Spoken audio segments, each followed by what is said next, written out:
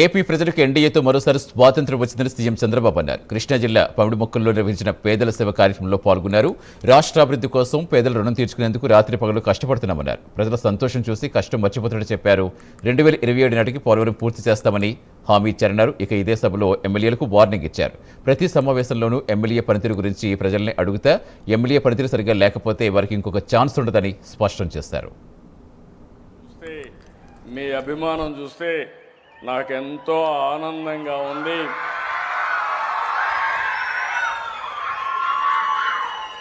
ఎందుకు నేను ఈ మాట అంటున్నానంటే 2 సంవత్సరాల కంటే ముందు మనం ఎక్కడా ఈ విధంగా కూర్చొని ఫ్రీగా మాట్లాడుకునే పరిస్థితి లేదు. కనీసం నవ్వే పరిస్థితి కూడా లేదు. రాజకీయ నాయకులు బయట తిరిగే పరిస్థితి కూడా లేదు. ఈరోజు మేడే కార్మికులకు ఏ విధంగా అయితే స్వాతంత్రం వచ్చిందో 3 విధాలుగా ఆలోచిస్తే, ఒకటి ప్రజలందరికీ మరో స్వాతంత్రాన్ని తీసుకొచ్చిన ఘనత ఎన్డీఏ ప్రభుత్వాన్ని చెప్పి మరొక్కసారి మీ అందరికీ తెలియజేస్తున్నా. ఆ రోజు నేను, జనసేన అధినేత పవన్ కళ్యాణ్ గారు, ప్రధానమంత్రి నరేంద్ర మోడీ గారు ముగ్గురం కలిసి ఒకే హామీ ఇచ్చాం. ఆ హామీ ఈ రాష్ట్రాన్ని పునర్నిర్మాణం చేస్తామని, మళ్లీ పూర్వ వైభవం తీసుకొస్తామని చెప్పాం. ఆ మాట కోసం, మేమిచ్చిన హామీని నిలబెట్టుకోవడం కోసం 2 సంవత్సరాలుగా దగ్గర 22 నెలలు అయింది. 23వ నెల. ప్రతిరోజు లెక్క పెట్టుకుంటున్నాం, ప్రతి గంట లెక్క పెట్టుకుంటున్నాం, రాత్రింబగళ్ళు పనిచేస్తున్నాం.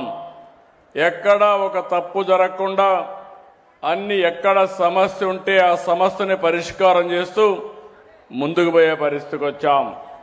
అదే లేబర్ మినిస్ట్రీ చెప్పాను, కమిషనర్ చెప్పాను, ప్రపంచంలో ఉండే ఆధునిక పనిముట్లు తెప్పించండి, అవసరమైతే కొన్ని కంపెనీలను ఎంగేజ్ చేయండి, కన్స్ట్రక్షన్ కంపెనీలు కానీ అదే మరి పరిశ్రమలు కానీ ఎంగేజ్ చేద్దాం. నా లేబర్ అడ్డా రేపు రాబోయే రోజుల్లో స్కిల్ డెవలప్మెంట్ సెంటర్గా తయారై మా లేబర్కంతా ముందు చూపుతో మీ జీవితాల్ని ఆదుకునే బాధ్యత ఈ ప్రభుత్వం తీసుకుంటామని చెప్పి కూడా నేను మీకు తెలియజేస్తున్నా.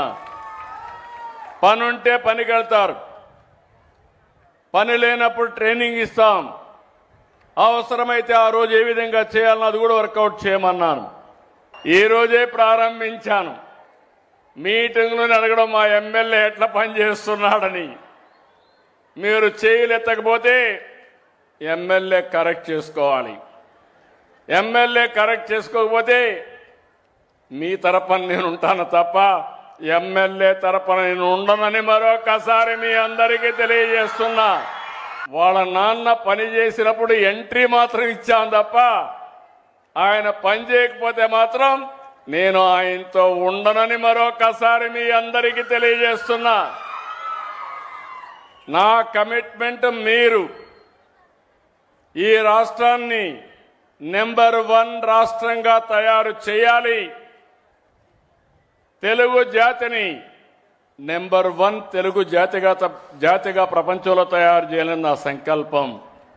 అలాంటప్పుడు ఎమ్మెల్యేలందరూ కూడా సమర్థవంతంగా పనిచేయాలి. 2000 ప్రభుత్వం మారింది, రాష్ట్రానికి కష్టాలు మొదలయ్యాయి. పోలవరం ప్రాజెక్టులో ఉండే డయాఫ్రమ్ వాల్ అది మొత్తం మునిగిపోయే పరిస్థితి వచ్చింది. 440 కోట్ల రూపాయలతో పనిచేసిన డయాఫ్రమ్ వాల్ ఈరోజు మళ్ళా 1000 కోట్లు పెట్టి కొత్త డయాఫ్రమ్ వాల్ కట్టే పరిస్థితి వచ్చింది. ఎన్ని ఇబ్బందులున్నా, ఆ రోజు ఎంత విధ్వంసం జరిగినా మీ అందరికీ హామీ ఇస్తున్నా, 2027లో గోదావరి పుష్కరాలు జరుగుతాయి.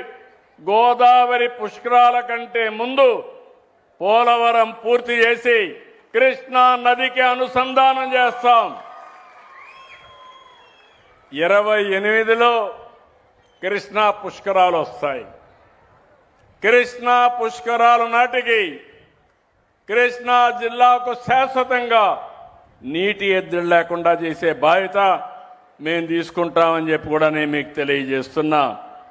కానీ ఇక్కడ నేను మీకు చెప్పేది ఒకటే, జీవితంలో కొన్ని సంఘటనలు జరుగుతాయి. అందులో నుంచి మనం కొన్ని నేర్చుకోవాలి. నేర్చుకోకపోతే వైకుంఠ పాడే ఇది. నేను బాగా డెవలప్ చేయడం, ఎవడో వచ్చి విధ్వంసం చేయడం, మళ్ళా నేను నిలబెట్టడం, ఇది శాశ్వతంగా ఉంటుంది.